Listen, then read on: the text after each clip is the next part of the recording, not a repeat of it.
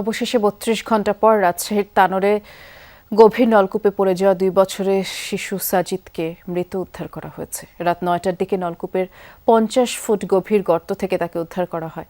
এর আগে গতকাল অর্থাৎ বুধবার দুপুর ১টার দিকে উপজেলার কোয়েলহাট গ্রামে মায়ের সাথে খেলতে গিয়ে গভীর নলকূপের খোলা মুখ দিয়ে ভিতরে পড়ে যায় সাজিদ। এরপর থেকে সেখানেই শিশুটি আটকে ছিল। খবর পেয়ে ওই দিন দুপুর ১:৩০ থেকে উদ্ধার অভিযান শুরু করে ফায়ার সার্ভিসের ৩টি ইউনিট। এ সময় কূপের ভেতর অক্সিজেন সরবরাহ করেন তারা। পরে ফায়ার সার্ভিসের আরও কয়েকটি ইউনিট এই উদ্ধার কাজে যোগ দেয়। উদ্ধারের পরেই তাকে হাসপাতালে নেওয়া হয় এবং হাসপাতালে নেওয়ার পর চিকিৎসক শিশুটিকে মৃত ঘোষণা করে।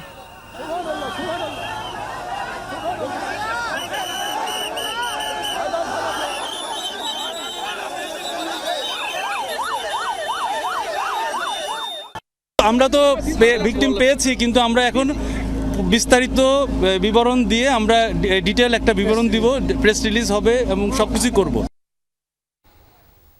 আমরা রাজশাহী যাচ্ছি, সহকর্মী তারেক মাহমুদ অপেক্ষা করছেন আমাদের জন্য। তারেক, শিশুটিকে উদ্ধারের পর তো আসলে সবাই একটি আশাই করেছিল হয়তো শিশুটি বেঁচে আছে। কিছুক্ষণ আগেই আমরা ব্রিফিংটি শুনছিলাম এবং যেমনটি জানা হলো যে হাসপাতালে পাঠানোর পর কর্তব্যরত চিকিৎসক শিশুটিকে মৃত ঘোষণা করে। আমরা একটু জানতে চাই আপনার কাছে এ বিষয়ে সবশেষ কি তথ্য আছে? ফায়ার সার্ভিসের পক্ষ থেকে ব্রিফিং এ আর কি কি জানানো হলো? ফায়ার সার্ভিস কিন্তু একটু আগে ব্রিফিং করে জানিয়েছে তারা চিকিৎসকদের সাথে কথা বলেছে এবং শিশু সাজিদ সে কিন্তু মারা গিয়েছে। সেটি ফায়ার সার্ভিসের যারা দায়িত্বরত ছিল আমাদেরকে নিশ্চিত করেছে এবং এখন পর্যন্ত আসলে আমরা গত ৩২ ঘন্টা কিন্তু আমরা দেখেছি যে আমরা ফায়ার সার্ভিসের মোট ৭টি ইউনিট এবং আইন শৃঙ্খলা বাহিনীর সদস্যরা আপ্রাণ চেষ্টা চালিয়ে কিন্তু এই উদ্ধার কার্যক্রম সেটি শুরু করেছিল এবং ৫০ ফুট নিচে মোট ৩২ ঘন্টা থেকে তারা চেষ্টা করে কিন্তু শিশু সাজিদের উদ্ধার করে। এরপরে তাকে সাথে সাথে হাসপাতালে পাঠানো হয় আমরা দেখতে পাচ্ছি এবং ফায়ার সার্ভিসের যিনি এখানে দায়িত্বরত রয়েছেন একটু আমরা লাইভ পাচ্ছি, যদি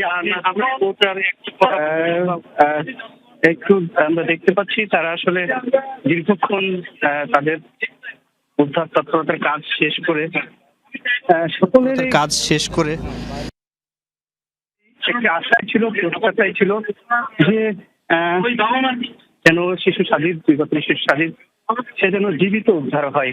তবে শেষ পর্যন্ত আমরা দেখতে পেলাম যে এখনো জানতে পারলাম যে শিশু সাজিদ সে মারা গিয়েছে এবং তাকে মৃত এখান থেকে উদ্ধার করে হাসপাতালে নিয়ে যাওয়ার পরে তারপরে চিকিৎসকরা ফায়ার সার্ভিসের যিনি দায়িত্বরত রয়েছেন ডিরেক্টর অপারেশন লেফটেন্যান্ট কর্নেল কাদুল ইসলাম, তিনি একটু আগে ব্রিফ করে আমাদেরকে জানিয়েছেন যে